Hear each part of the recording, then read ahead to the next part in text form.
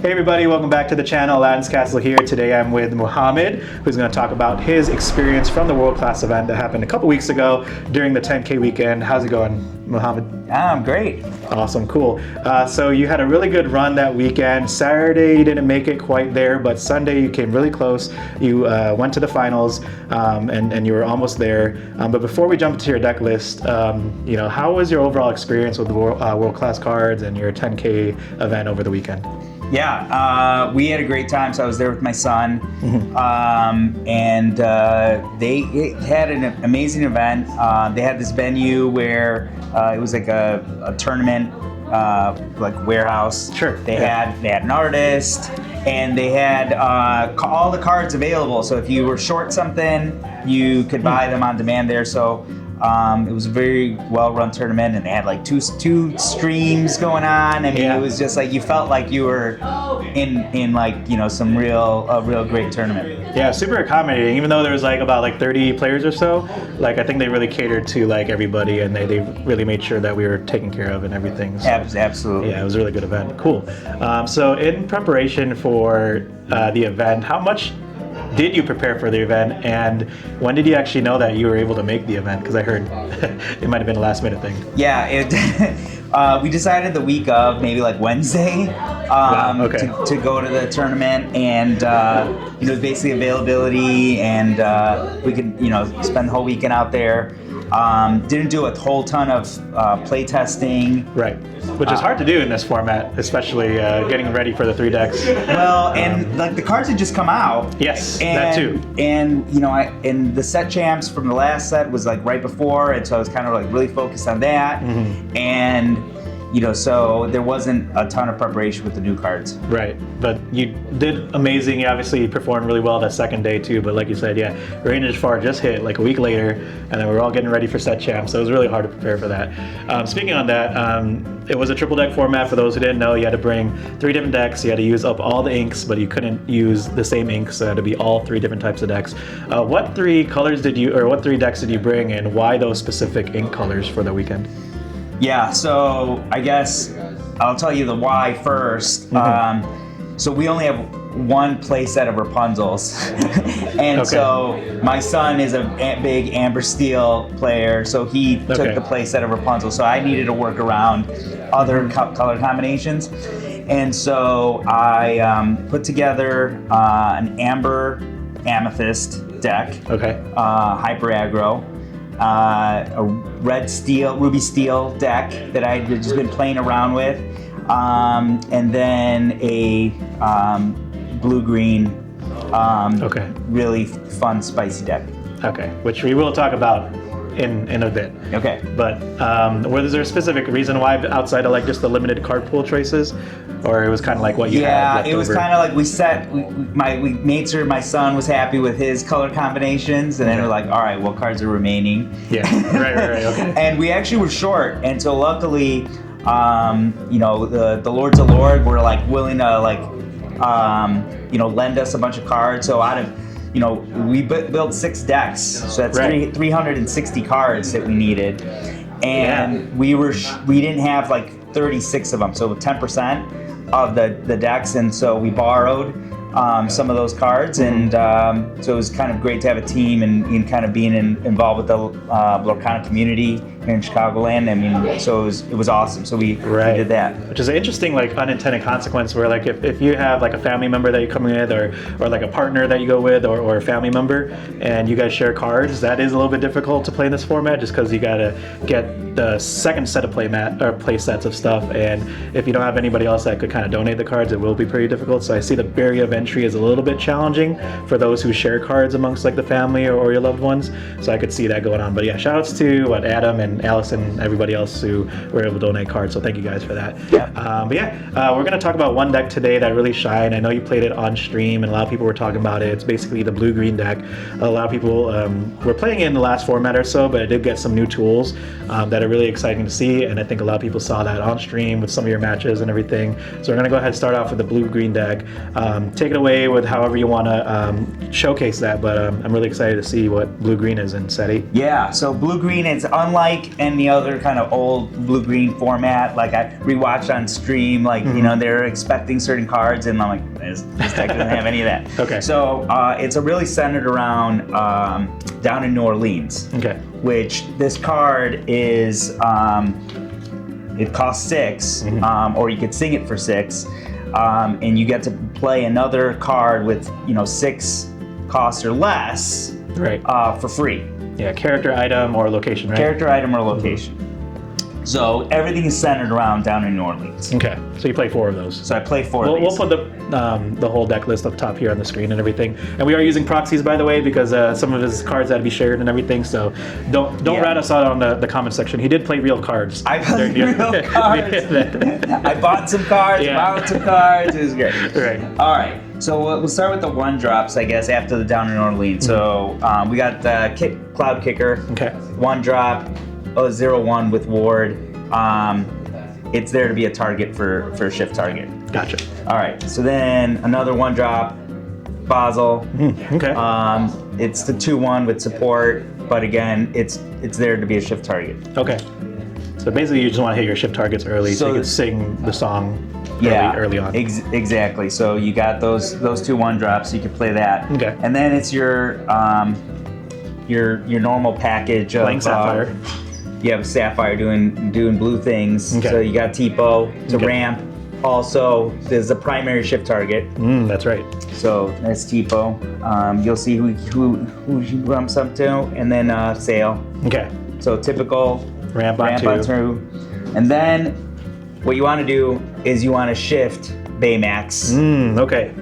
on the Tipo. That's a combo right there. So right there, and then you play that, and then you sing Down in New Orleans, Because and it's a now 6 you're cost. rolling. Wow. Okay. Now life is good, and you got a 5/5 body, and maybe another 6 cost character. That's hard to deal with. Yeah. Right. Yeah. You could cheat out another character. How many times did you pull that off with the Baymax shift into Down in New Orleans? A lot. Okay. So a good amount Like of it your feels games. like it shouldn't happen as much, but it just seems to happen. It's almost like hitting Bell, Popsicle early on, and then Diablo shift. It's almost similar in that sense. Yeah, exactly. And then what happens a lot of times too is you turn 1, either say the kit, and then you turn 2 Tipo, Okay. then you shift the Baymax, and then you shift on turn the next gosh. turn. You shift the kit. Now they have to deal with a ward. That's a 3/5. And so now it's a ward. It quests for 3. Okay. So that's pretty good. Okay. And then if you didn't have the kit and you went the Basil route, you've okay. got the Basil shift. Gotcha. And then this one is a 4/5 body, which is nice. Quest for 2, but here if you ink, you pay 1, and you pay 1 ink, you can cause your opponent to discard.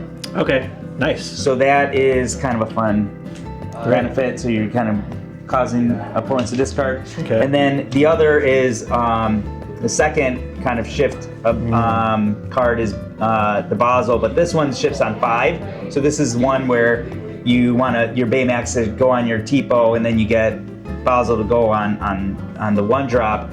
And now if you have less cards than your opponent, no. This one is if you You shift, draw 2, right? you draw 2 cards. Okay. Yeah. So nice. yeah, so now you're getting more cards. Okay. Life's good. The other, so that's that. Okay. There are over 36 drops. Wow. So oh my gosh. Okay. the chances of Down in New Orleans It's missing, pretty high. yeah, it hardly ever Yeah, misses. that's half your deck, so that's kind of crazy. Half the deck. Yeah. Gaston. Okay. This card, I've seen this card played in other decks. Sure. It's just quest for 3. You get a card. It's uninkable, but I mean it's 4/4 body. The 4/4 is It's still tough to deal with early on. one of my favorite cards in the deck. Okay. All right, so here's a card that Nick Chai got me onto. John Silver. Okay.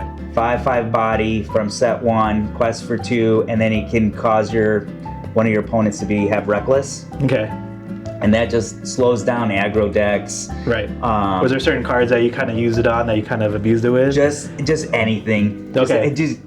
Because you're just throwing bombs, and Right. so you're just like anything just to come back. Yeah, and, like they're high-lore questers or somebody that's kind of hard to deal with that's not exerting, Yeah. something like that. exactly. Okay.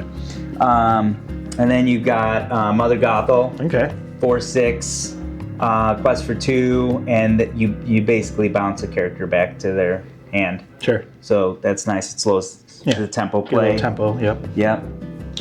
And then I like this one. I like this one a lot. yeah. So this one is Robin Hood. So this one you draw a card if you have less cards than your opponent, and then it also has evasive on your turn.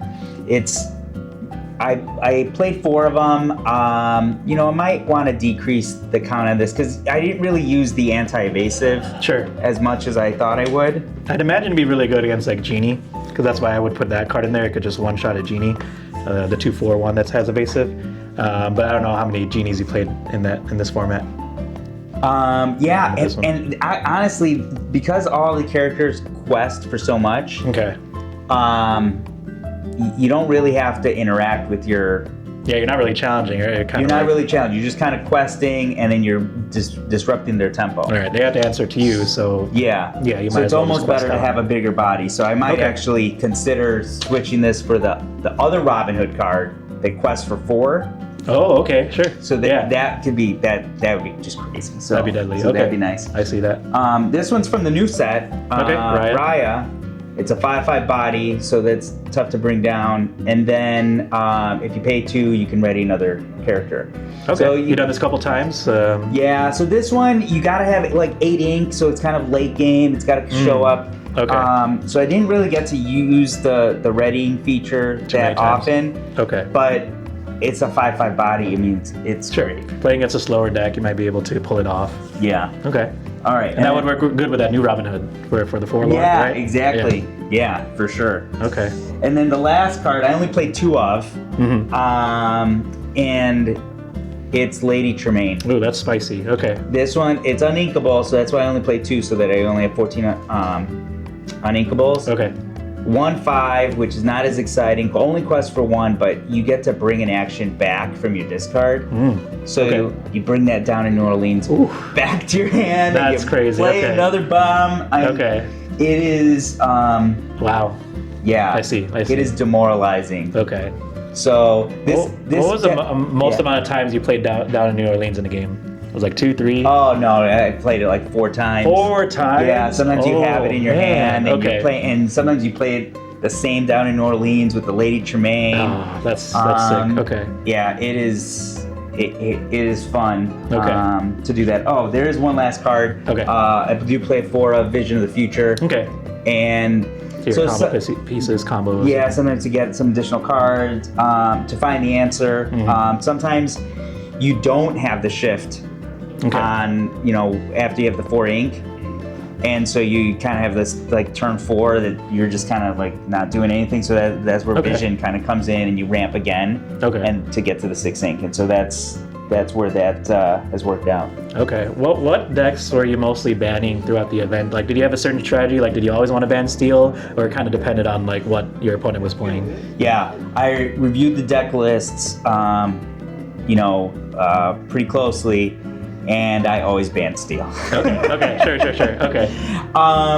Mostly because I had the hyper aggro deck. That I wanted to play and try to auto win if I was on the play. Okay, yeah. This blue-green deck was awesome. Sometimes people didn't even know what your deck was doing, right? So they weren't sure if they wanted to ban it or not. They had to look up the cards. They're like, what is this card? Which Robin Hood is this? Or which, it's, so that was kind of fun. So sometimes they banned the blue-green. Because they were just like, I don't want to play this crazy I don't want to think so much about this deck. And my steel deck was Ruby Steel.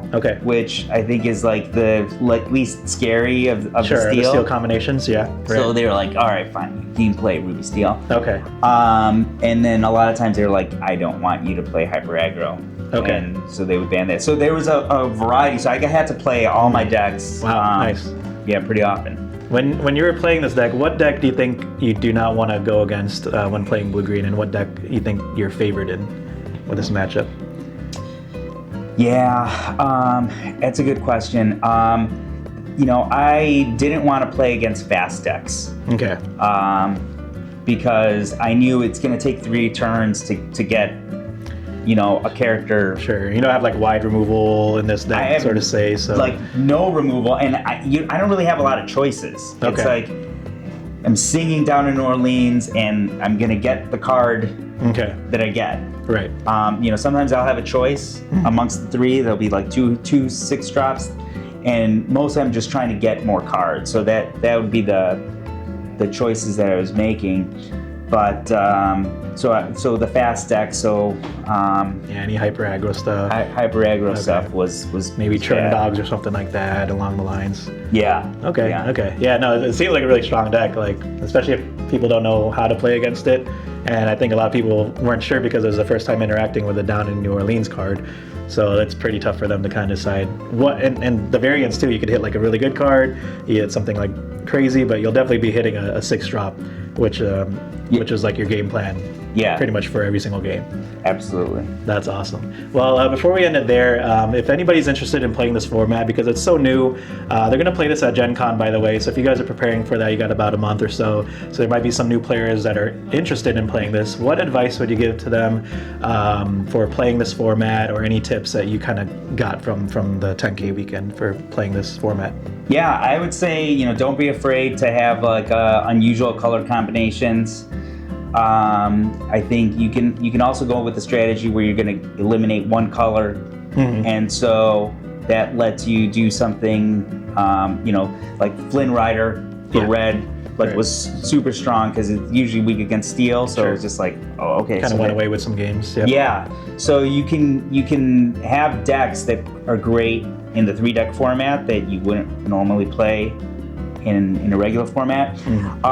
Also. Having a deck that is good on the draw, and having a deck that's good on the play, right? Because you get to choose when you do that, right. So I think that's it. I would say it was a little bit a lot more strategy involved before you even draw a card.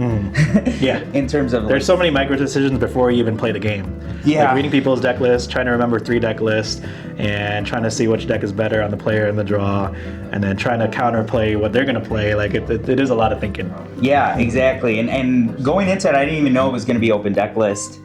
So I thought like, oh, okay, I got some spice in here. They're never gonna realize it, and it's just like, oh no, they know all your secrets. It's gonna be under the sea. But now, with open deck lists, unfortunately, people will see the spice and everything. So originally it was supposed to be ink tokens. I think they were supposed to give each other ink tokens, but I think the Worlds format, I think it is open deck lists. So I think they just went with more of the Worlds format. You might as well play like the pros. It's good. Yeah, that's what happened. You're a pro. You're literally there. You made it to the finals. You walked away with like $600, so that's pretty cool. Yeah, we got some money. That's great experience. Fun. Yeah. Well, Mohammed, it's been great. Thank you for sharing that with me, and I hope you guys are inspired to try this format out. It's really fun, and if you guys are looking forward to playing this, just shoot us a message.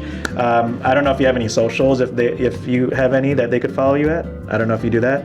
I'm on Instagram at FullDeck52. Yeah, hit him up if you guys have any questions, especially for Blue Green. He's been playing that for a while, and if you have questions about the format for Triple Deck, hit us up. So thanks again, Mohammed. Great job over that weekend. Congrats. Thanks. And we will see you guys all in the next video.